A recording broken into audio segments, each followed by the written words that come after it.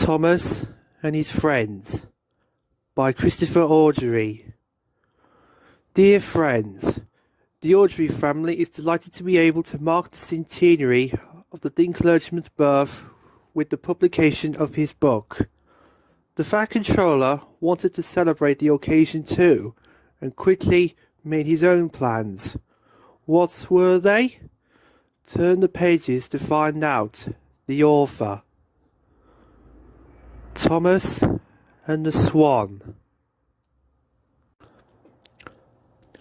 Thomas and Gordon were at the big station, where Gordon had just sat down to take the express.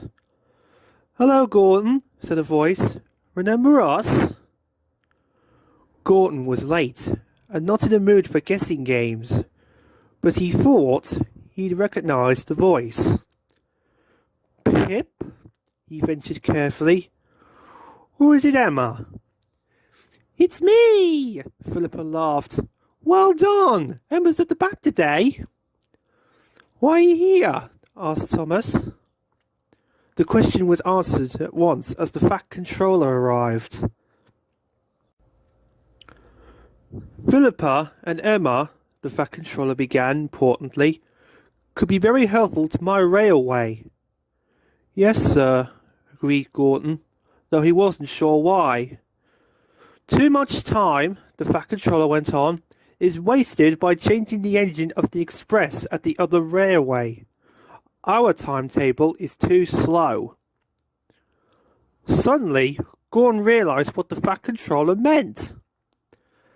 "And if Pip and Emma were the express instead of me pulling it, there wouldn't be a changeover." "Exactly," agreed the Fat Controller. "Well done, Gordon." After that, the Fat Controller often saw Pippa and Emma at the big station. "You're doing well," he would say kindly. "I'm very pleased. My plan is working." One day, Thomas was at the junction, and with a cheerful "Good morning," Pippa and Emma hurried by. Moments later, with a rattle and a roar, they were gone. "They are a great success," remarked Thomas's driver, "and Gordon loves it. He says he can now do 2 trips a day instead of 1.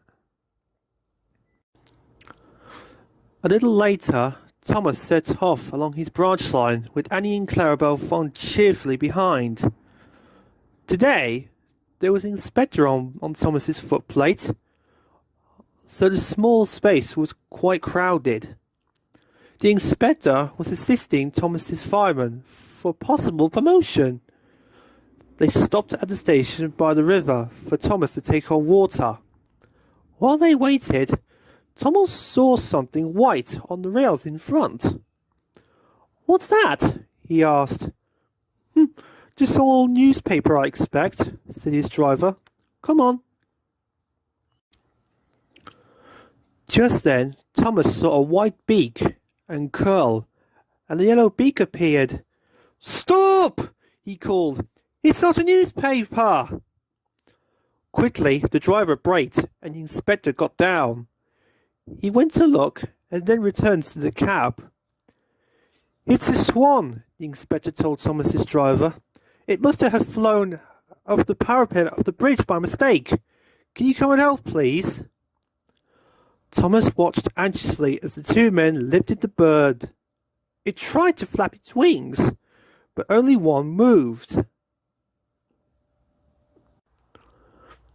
Very carefully, the inspector and the driver carried the injured swan past Thomas. They placed it gently in the corner of the cab, and the inspector covered it with his coat. "Off we go, Thomas," said his driver.